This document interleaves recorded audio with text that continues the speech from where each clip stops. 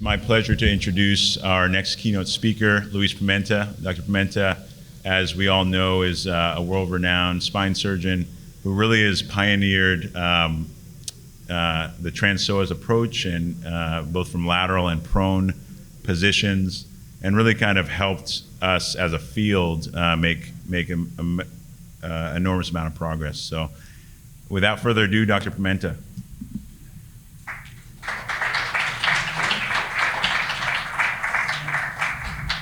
Thank you, everybody. It's a pleasure. It's an honor to be here. This talk was basically came from questions like how you came with the idea of lateral surgery. And then I start thinking about, because people say, you are an innovator. I say, oh, really? Well, I was lucky, but there is a saying in Brazil that people says, you only see how many drinks I can have. You don't see how many falls I had, right? Anyway, it's about my failures, this talk. And the reason that the talk is here, because I'm very conflicted. Well, basically, the talk about innovation, and what is innovation? Innovation is something that you create, you develop, or you implement. Very rarely you bring a very innovative thing. You bring changes, but still is innovations, right?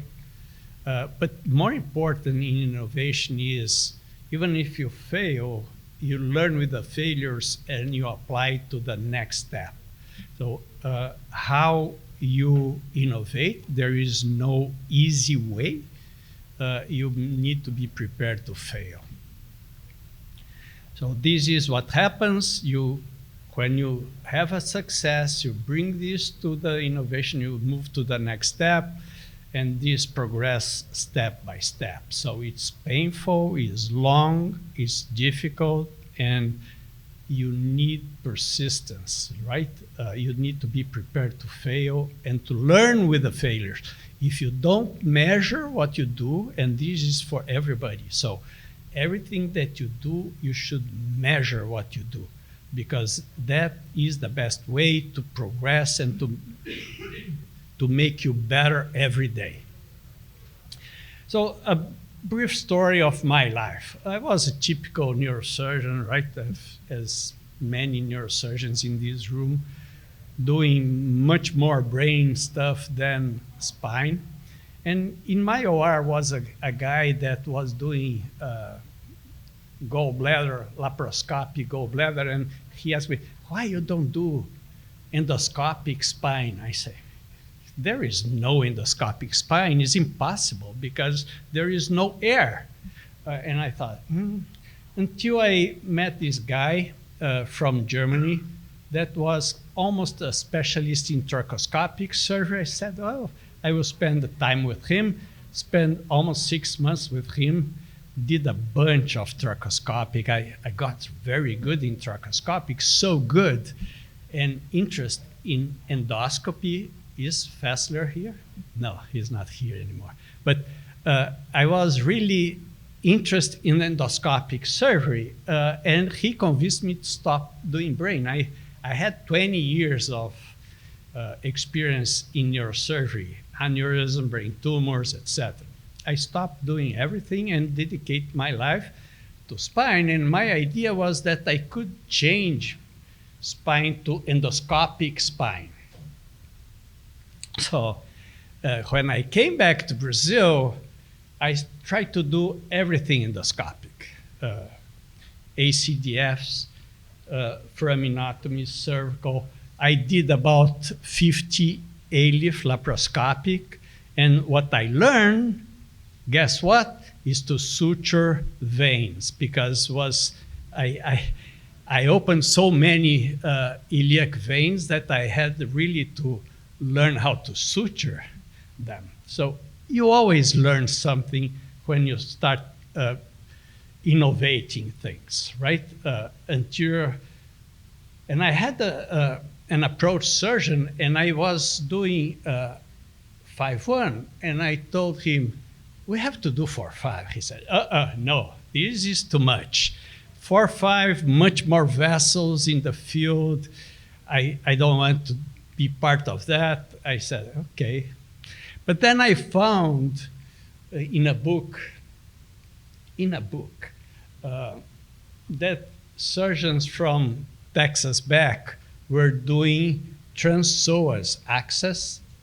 And actually, at that point, they stopped doing this because the amount of dysesthesias they collect, this is what happens when you don't get persistence, right? You don't find why this happened, but they had too many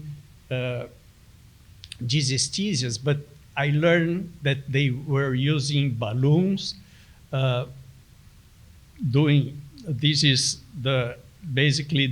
going lateral, and this is my approach surgeon with this big mustache, Thomas, and they were doing balloons. They would go lateral, fill a balloon with air, place an endoscope inside the balloon until watching the psoas muscle. And the balloon would cost, each balloon would cost $7,000 or $700. I don't remember anymore, but was expensive, and they would blow easy. And I quickly learned to do this with the finger. So we replace balloons with finger, which is much less expensive. And then this was the first idea. And we start doing laterals with 3 portals, filling gas in the retroperitoneal space, and then looking with endoscope where is the psoas muscle, finding the fibers of the psoas, placing guide wires, dissecting, looking several times. I was able to see where the nerve was, avoiding the nerve to the front, and things like that. So it was not super easy. These were cages, titanium cages, 20 years ago, almost 20 years ago, in Brazil. And actually, I had at that time also a lateral plate attached to them, but the solid titanium had 100% of subsidence. You always learn again with the failures. But what we learned, key elements, avoid critical structures like the plexus, right? And making MIS, that was the basic idea. And the idea was not only this, but also to allow to be able to place big implants, make the procedure as good as, at least, as an open surgery. We had also many different problems, and endoscope was not really the ideal method, was only 2D, as I described, opening vessels because you don't have the third perception.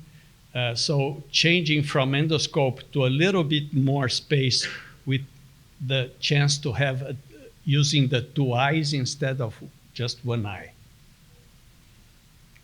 That is what happened when, and this story is also interesting because this was 2001, and I was in a NASP meeting in Seattle, and Pat Miles at that time was opening a very small little company called Novasive, and he wanted me to be part of the new technique. He knew me as a MIS guy, and he wanted to show his posterolateral procedure that was big engineering thing, 60-degree posterolateral. I said, Pat, this is so wrong. You are in direction to the nerve. Don't count on me. Sorry. Come to Brazil when your surgeons will fail. And he came 6 months later. And then when he saw what I was doing, 90-degree straight to the psoas muscle, he brought the three-blade retractor and the very primitive EMG at that time. And this was the beginning of our experience in lateral. But at that time also was the time of motion preservation. And I was start becoming known as an inventor, or that I would like to do new things. So they would come to me to see if I would agree with that. And the first idea was nucleus replacement. Many of you never heard about that, but the idea was, what about instead of waiting the disc to degenerate to the end? I see some guys older that they were part of this time of motion preservation. But instead of waiting the disc to degenerate, we would act as the disc lose water and would degenerate, you would act before that. So once the patient start having pain, but with a black disc still tall, you would remove just the nucleus, not the annulus. Great idea, right? So you are doing less surgery earlier, and we would see the results and avoid the need of having the full thing done. So that was the idea of the nucleus preservation. And at this time, we start doing different nucleus preservation. I will show quickly here. I don't want to spend too much time showing this, but in essence, they were small prostheses, and they cause a series of problems that I will show. This was the first one, called PDN, was a hydrogel that would, by bringing water to the hydrogel, would gain height, and with this, in theory, would gain disc height and correct. Problem is that when you open the annulus, there is a tendency that the small implant would leave this, and you can see the complications that we start having. You can see these dots means where the explantation happened, or they also cause inflammatory reactions, subsidence, and sometimes autofusions. Anyway, so we basically learned that we had problems, and we collect those problems to learn maybe in the future how to avoid them. So we learned that small implants subsides, they extrude. Once you open the annulus, they leave. This is another nucleus preservation idea, peak on peak. Same results, explantations, 42% of explantations. This is the third nucleus replacement that I was able to use. And this is actually even crazier, because you may have heard on the butt cage that would go through anterior part of S1 to the L5 vertebral body, inflating with silicone. That would be the replacing the disc. After, with a nitinol, you would remove disc. Very ingenious, but see what happened. The silica would fraction and go to the canal, and we had 57% of retrievals. So we had to revise them. So we basically stopped doing nucleus replacement, basically with the same results, and learning a lot of different things from that. Another experience that I was exposed was facet replacement. Still people talk about that, it's crazy. But the idea is that maybe if the facet is the first pain generator in the level, instead of waiting for the disc to degenerate, you act on the facets. Beautiful, right? The idea is great. But what really happened? So instead of waiting for the disc, we would change the facet and then would keep the motion normally, right? Basically, at that time, we had two proposals. One, remove the full facet with a more complicated, more aggressive method, the full replacement, or just a resurfacing. You take the cartilage, place an implant in between the facets, and this was called resurfacing technique. On the left, you see the resurfacing implants, and on the right, 3 different facet replacement. All them failed. So I was able to do this. The resurfacing was very easy to do and very minimally invasive. I loved the procedure itself, but not the results. The results frequently explanted and with the reduction of the disc, etc.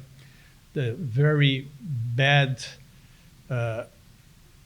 results. But facet replacement, the indication was critical. So stenosis. Stenosis is not only from facet, it's from disc as well. So we would only attack the facets, and then the result was not good enough, creating kyphosis, etc.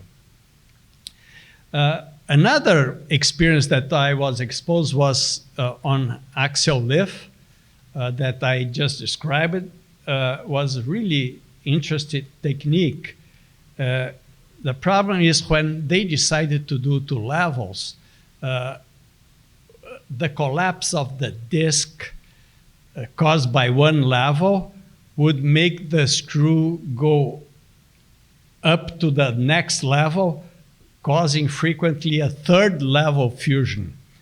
So, we created all sorts of problems until I present this in a NAS meeting in Miami, and basically the company was bankrupt. They stopped doing the procedure, but I did a bunch of them. In the early results were awesome, but not the long follow-up. This is what happened. Several times the long cage would migrate to the L3-4 level. Well, finally comes something that really was successful, evolution of lateral, that we 6 years ago, we start looking what we could do to make lateral procedure better. And one thing that I went to Italy and saw surgeons doing this in lateral with a very weird position doing this and holding the retractor with a hand. I thought, well, at least it's possible. It's terrible procedure that I saw, but it's possible. And so we start looking into what would take to change lateral, not change the procedure itself, but change the position. That was the first idea. We learned later on that we actually brought a much better procedure, and I will tell you what we found. This is basically the the advantage of lateral surgery. I don't want to spend time with this, but this is the typical lateral procedure that we developed before. The problem is that we found that only 20% of spine surgeons would like to learn lateral because of different aspects. First, you have to flip the patient to do your posterior work. Second, you don't have good lordosis, etc. So we decided to turn the patient back, and we start learning different things. First thing is that the lordosis built by the physician was awesome. So good that we stopped doing ACRs. We don't need anymore to open the ALL to gain the lordosis. Just by the position, you have a tendency to create the lordosis necessary for the patient. Also, because of that, you have a typical position that spine surgeons learn surgery. So it's much easier for somebody that was not really interested in lateral surgery to become interested. Just because it's much easier to understand, but also because you can do better surgery posterior. So you combine posterior with anterior surgery. You can do, as described before here by Rodrigo, you can do big surgeries, do some levels lateral, do your posterior work, or you can start posterior, do your laterals. So it's very flexible and better surgery.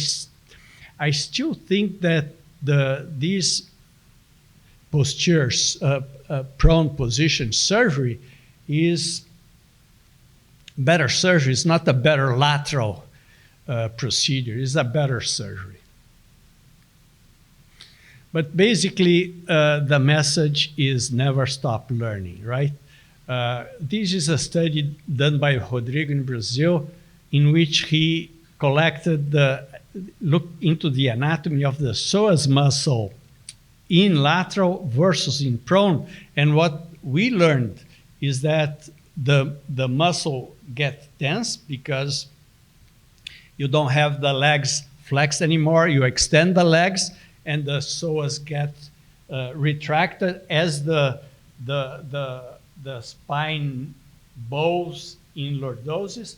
The muscle straight brings back, makes L4-5 easier, brings the plexus more posterior. This is the first advantage.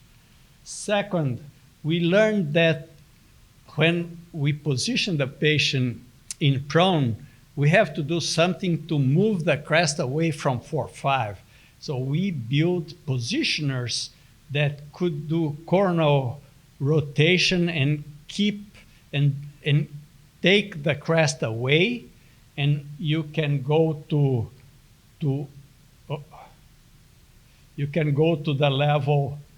the level here. See, the crest is low here, high here. So we did coronal rotation, and this allow us to do 4-5 always. And actually is a better procedure again. So this is the study that, another study showing the amount of lordosis created by the position itself. And we also develop a better neuromonitoring. So the neuromonitoring that we have now has also SSEPs, which means that EMG gives you localization of the nerve, but SSEPs gives you the health of the nerve. So once you open your retractor, EMG doesn't help you anymore, but SSEPs will keep an eye on the health of the femoral nerve. If the femoral nerve starts suffering, the mechanism shows a yellow leg. You close the retractor, wait 4 or 5 minutes, and reopen the retractor. And this becomes also much less neurological complications from this approach. So we are learning also the complications. We have right now 3 different studies showing the complications in the prone position, because people say, oh, looks like prone position has much bowel injuries. It's the opposite. In the prone position, the gravity brings the bowel, the peritoneum down. The distance from the quadratus to the peritoneum is bigger in the prone position, so it's less problems. And with a better neuromonitoring, we should have less neurological complications. We have better correction with less need to do ACRs. We have this study is this is the study, I think is from Tomé. Now this is the complications study that we have. So basically this is the positioners that you see, the black thing here is the pelvic, this is the thoracic. We mark the 50R line, and the posterior foramen, and do the incision between these 2 lines, but we do 2 fascial incisions. And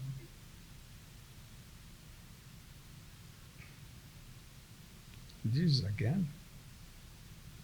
So in essence, my talk is basically my life.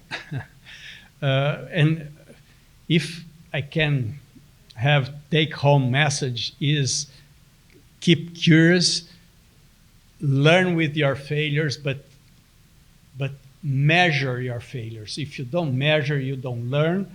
And this is the biggest message, and there is no innovation without mistakes. Be prepared to have your own mistakes, because without mistakes, you don't progress in life. Thank you very much.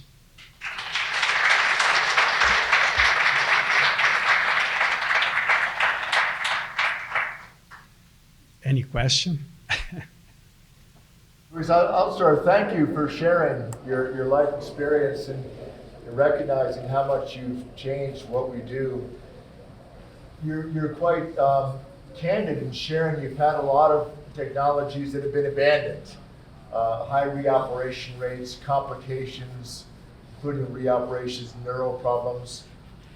When do you decide to abandon something that's just not working? So how many cases does it take for something to fail before you say it's time to stop? Sig, you are such a good friend, but such tough question, right?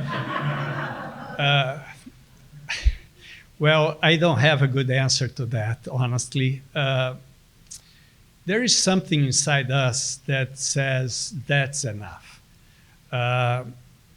But I honestly don't recognize this, because at the same time that I know that I have failures after failure after failure, when is the time to quit, to stay? Oh, this is too much. On the other side, if you fail and you stop, you never evolve. So it's a difficult answer. You need persistence on one side, but the critical question is when to stop. And I don't have an answer to that.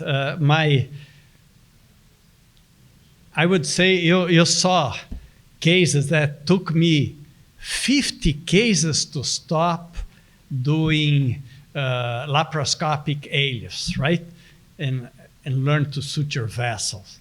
That's terrible, right? But sorry, I don't have an answer. Thank you very much for the opportunity to be here.